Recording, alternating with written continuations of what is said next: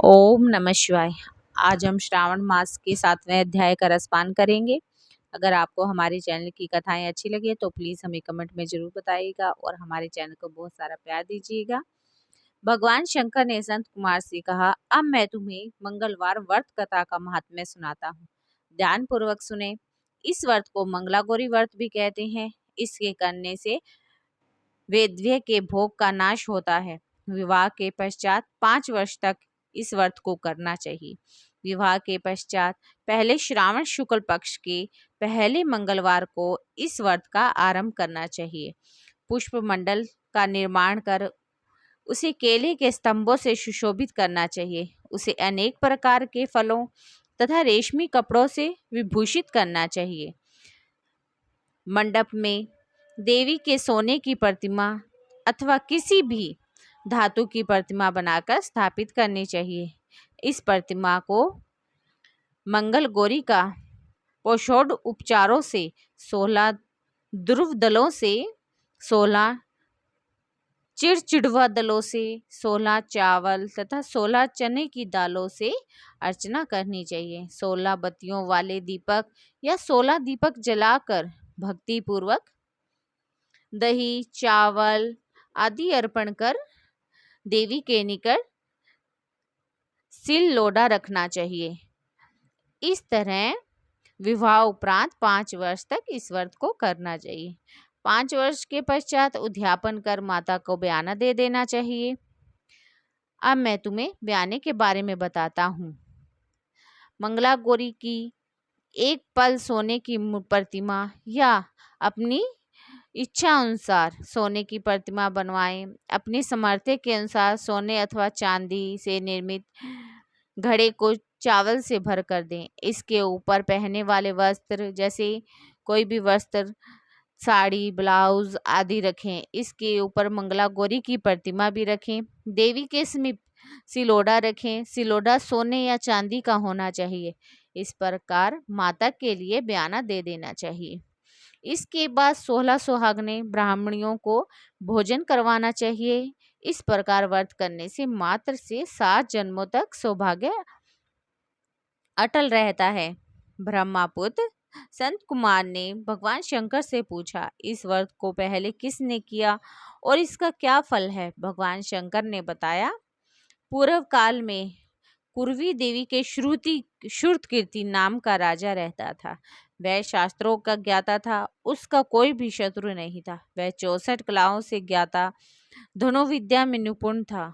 उसे सब प्रकार का सुख था, परंतु उसके कोई संतान नहीं थी। इसी कारण वह बहुत ही दुखी रहता था। उसने संतान के लिए देवी की आराधना की। एक दिन देवी ने उसकी आराधना से प्रसन्न होकर उसे साक्षात दर्शन दिए और उसे वर मांगने को कहा। श्रुतकीर्ति ने देवी से एक पुत्र की मांग की। राजा के वचन सुनकर देवी मुस्कुराई और बोली, हे राजन, तुमने एक दुर्बल वस्तु की याचना की है, फिर भी मैं तुमको पुत्र अवश्य दूंगी। तुम्हें एक गुणवान पुत्र प्राप्त होगा, परंतु उसकी आयु 16 वर्ष ही। हाँ, यदि एक सुंदर अथवा विद्याहीन पुत्र चाहिए तो वह बहुत समय तक जीवित रहेगा। अब बताओ, तुम्हें कैसा पुत्र चाहिए? राजा ने अपनी रानी से विचार विमर्श कर गुणी पुत्र की मांग की। देवी ने कहा, हे राजन, मेरे मंदिर के मुख्य द्वार पर आम का पेड़ है। उसका एक आम तोड़ कर ले आओ और अपनी रानी को खिला दो। तुम्हारी इच्छा पूर्ण हो जाएगी। राजा ने देवी की आज्ञा अनुसार रानी को आम फल ले जाकर खिला दिया। 10वें महीने में रानी ने एक सुंदर से पुत्र को जन्म दिया। हर्षोशोक से संपन्न राजा ने राजकुमार का जात कर्म आदि संस्कार दिया। राजा ने राजकुमार का नाम चिरायु रखा। राजकुमार चांद की तरह बढ़ने लगा। अब वह 15 साल का गुणी, संपन्न और सुंदर बालक हो गया। राजकुमार का 16वां साल शुरू हुआ। राजा रानी को चिंता होने लगी। राजा ने सोचा कि यह पुत्र बड़े ही कष्टों से प्राप्त हुआ है। मैं इसकी मृत्यु अपनी आंखों के सामने कैसे देखूंगी?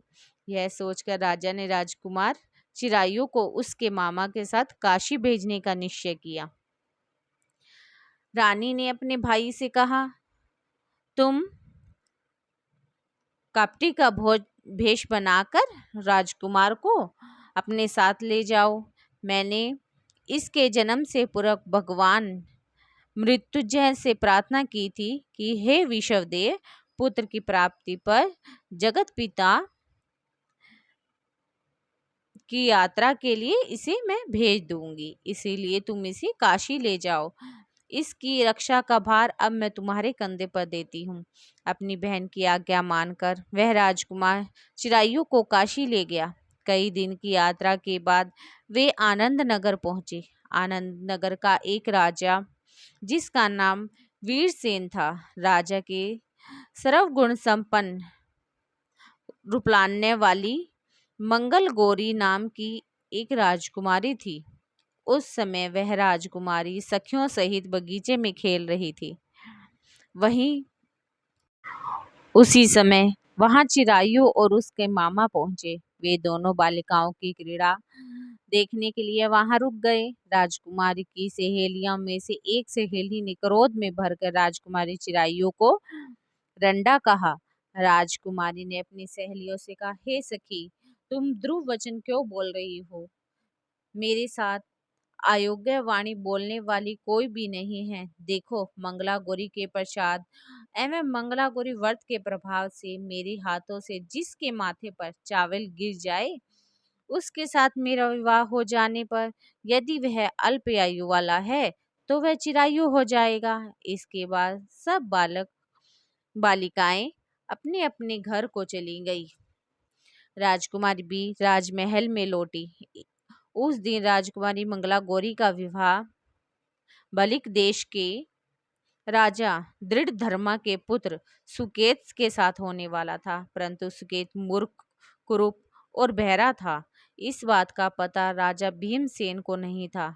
अतः वह वर पक्ष वालों ने विवाह मंडप में एक अन्य अच्छा वर लाने का निश्चय किया। वह विवाह उपरांत प्रस्तुत वर को भगा दिया। इस प्रकार सुकेत राजकुमारी को अपने देश ले जाएगा। ऐसा विचार कर वर पक्ष के कुछ आदमी चिरायु के मामा के पास जाकर बोले, यह बालक तुम हमें दे दो, इसके बाद हमारा काम सिद्ध होने वाला है। इस पृथ्वी पर परोपकार से बढ़कर कोई दूसरा काम नहीं है। इन आदमियों की बात सुनकर राजकुमार चिरायु का मामा राजी हो गया, क्योंकि वह बगीचे में मंगला गौरी की बात सुन चुका था।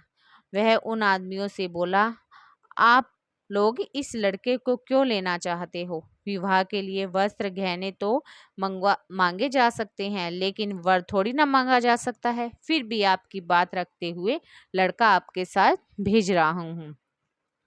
वर मंडल के लोग राजकुमार चिरायु को विवाह मंडप ले गए और विवाह कार्य संपन्न हो गया। विवाह के बाद रात में जब राजकुमार चिरायु मंगला गौरी के साथ सोया, उसी दिन उसका 16 वर्ष समाप्त हो गया। ठीक उसी समय काला सांप का रूप धारण कर वहां कोई आया। सौभाग्यवश उस समय राजकुमारी मंगला गौरी की नींद खुल गई। उसने सांप को देखा और राजकुमारी ने सांप की पूजा की और उसे पीने के लिए बहुत सारा दूध दिया। मंगला गौरी ने कहा, मैं उत्तम व्रत करूंगी, मेरे पति देव को छोड़ दो, मैं तुम्हें चिरंजीव होने का आशीर्वाद देती हूँ। देखते ही देखते सांप करमंडल में घुस गया। राजकुमारी ने अपनी चोली से कमंडल का मुख बंद कर दिया। उसी समय राजकुमार चिरायु अपने शरीर के अंगों को ऐंठते हुए उठ गया। उसने राजकुमारी से कहा कि मुझे बहुत भूख लगी है। राजकुमारी ने माता के समीप जाकर लड्डू दिए और राजकुमार को खाने के लिए दे दिए। राजकुमार ने प्रसन्नतापूर्वक लड्डू खाए और हाथों को धोते समय उसके हाथों से अंगूठी गिर गई और वह पान खाकर फिर सो गया। राजकुमारी का मंडल में बंद सर्प को बाहर फेंकने गई, लेकिन विधि विधान के से बाहर जाने पर चमकते हार की क्रांति देख वह चकित रह गई। उसने हार को अपने गले में पहन लिया। कुछ रात शेष होने पर चिरायु के मामा उसे ले गए। चिरायु के जाने के बाद वर पक्ष लोग सुकेत को लेने के लिए आए। मंगला गौरी ने सुकेत को देखा और बोली, यह मेरा पति नहीं है। सब बराती कहने लगे, हे शुभे, तुम ये क्या कह रही हो? यदि कोई पहचान हो तो बताओ। उस पर मंगला गौरी ने कहा, रात को मेरे पति ने मुझे जो जड़ाऊ हार दिया है, उस हार के रत्नों की सुंदरता के बारे में बताएं। रात्रि के समय मेरे पतिदेव का केशर युक्त पैर मेरी जांघों में लगा हुआ है। उसे देखकर सब लोग बताएं कि यह पैर का निशान किसका है। रात्रि के समय जो बातचीत हम दोनों के बीच हुई थी तथा जो भोजन करवाया था उसके बारे में बताएं। सुकेत मंगला गौरी के एक प्रश्न का भी उत्तर नहीं दे सका। इस पर कन्या पक्ष वालों ने बारात को बिना दूल्हे के वापस भेज दिया। मंगला गौरी के पिता महाराजा वीरसेन ने एक महान यज्ञ करवाया। उसे यह भी पता चला कि वर पक्ष वालों ने अपने कुरूप राजकुमार के स्थान पर किसी अन्य सुंदर युवक को विवाह के मंडप में ले आए थे और उस अनजान युवक के साथ मंगला गौरी का विवाह हुआ था। अब मंगला गौरी राजमहल के बरामदे में एक चिक की ओट में जाकर बैठ गई और आते जाते प्रत्येक व्यक्ति को देखने लगी। उधर चिरायु भी वहां के हाल चाल जानने की इच्छा से अपने मामा के साथ उधर आया। जैसे ही चिरायु महल के आगे से गुजरा तो मंगला गौरी ने उसे पहचान लिया। वह अपने पति राजा वीरसेन से बोली, यह आदमी जो अभी अभी आया है वही मेरा पति है। राजा ने दोनों मामा भांजे को बुलाया। मंगला गौरी की बताई हुई निशानियां चिरायु में मौजूद थी। राजा ने विवाह उत्सव के वस्त्राभूषण आदि अश्व गज रथ बहुत सी चीजें देकर मंगला गौरी को विदा कर दिया। मामा अपने भांजे चिरायु के साथ मंगला गौरी को लेकर अपनी बहन के यहाँ चल दिए। जब चिरायु के माता पिता ने उसके आने का समाचार दिया तो उसे विश्वास नहीं हो रहा था, क्योंकि भाग्य विपरीत कैसे हो सकता है। इसी बीच चिरायु अपने माता पिता के साथ पहुंच गया और उनके चरण स्पर्श किए।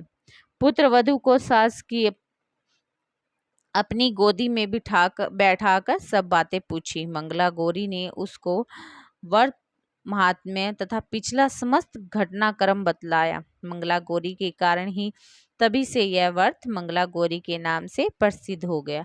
इसी जो भी सुनेगा अथवा इसका कीर्तन करेगा उसके सब मनोरथ सिद्ध हो जाएंगे। हे सूत जी बोले, हे ऋषिगण, भगवान शंकर ने संत कुमार से इस व्रत को कहा और वह इस कार्य को सिद्ध करने वाले व्रत को सुनकर गदगद हो उठे। उनको इसके जानने से परमानंद की प्राप्ति हुई। ओम नमः शिवाय, ओम नमः शिवाय, ओम नमः शिवाय।